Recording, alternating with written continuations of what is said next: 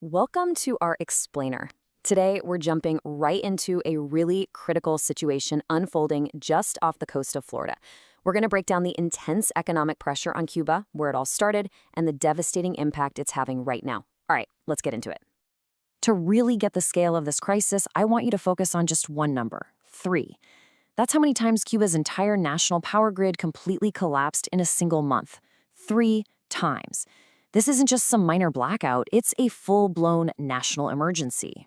So what does that actually mean for people on the ground when a whole country just goes dark, again then again? In this first part, we're looking at the real human cost for the people of Cuba. While the effects are, frankly, catastrophic. When there's no power, basic services just stop. Garbage starts piling up in the streets.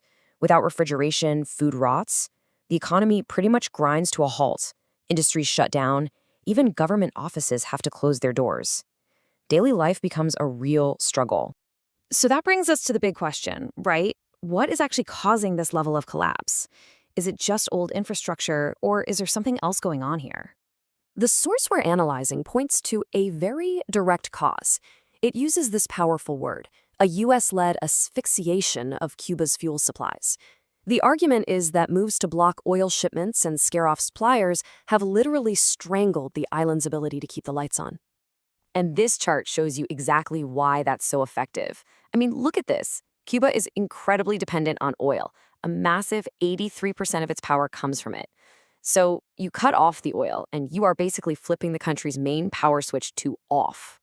Now, this didn't just happen out of the blue. To really understand what's going on today, you have to rewind the clock and look at more than 60 years of really difficult history between the US and Cuba.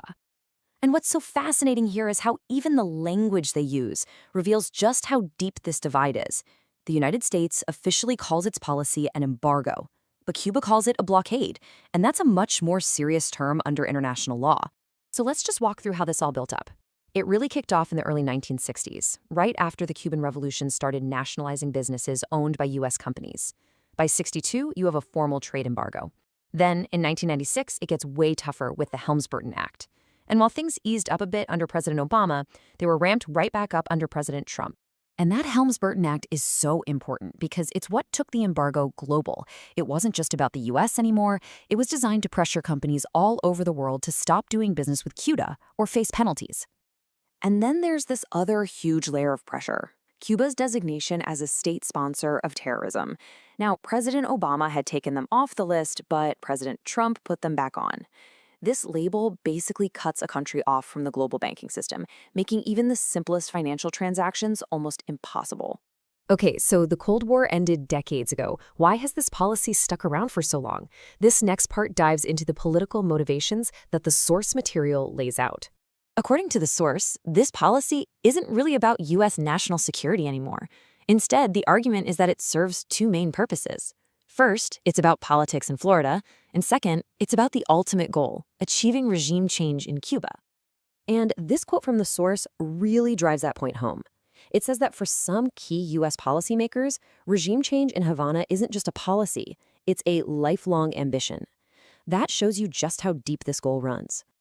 Now, the source takes a big step back and argues that what's happening to Cuba isn't a one-off thing.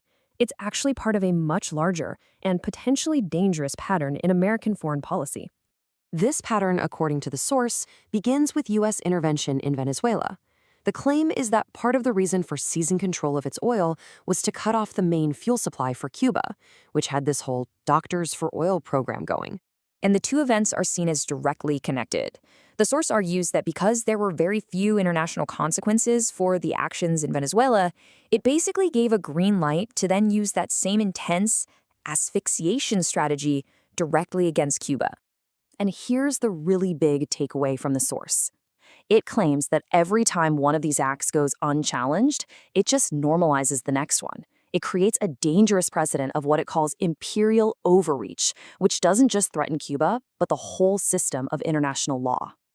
So, given how serious all this is, the source concludes that this is no longer just a fight between two countries. It's become a serious international question that demands a response from the rest of the world. And what should that response be? Well, the source is pretty direct.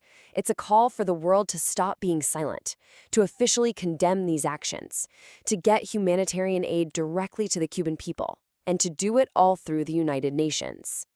And all of this leaves us with one final and really important question to think about. When the policies of one powerful country create a humanitarian crisis that affects the whole world, what is the role and what is the responsibility of the rest of the international community? You can download the complete notes of this video from the pinned comment below. If this video helped, do like and subscribe to the BriefCase for daily visual explanations.